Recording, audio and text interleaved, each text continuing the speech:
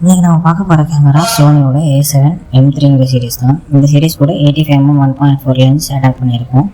இந்த கேமராவோட ஸ்பெஷாலிட்டி என்னென்னா 24 மெகா பிக்சலில் ஃபோட்டோகிராஃபி ஆஸ் வெல் அஸ் வீடியோகிராஃபிக்கு ஒரு ப்ராப்பரான ஹைப்ரிட் கேமரா. இது DSLRல வராது, மிரர்லெஸ் ஃபார்மேட்டில் இருக்கும் ஃபுல்லாகவே.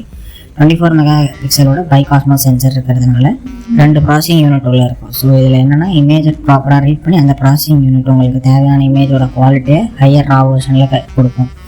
அண்ட் சேம் டைமில் இதில் யூஸ் பண்ண லென்ஸுங்கிறது 1.4mm G மாஸ்டர் சீரிஸ்.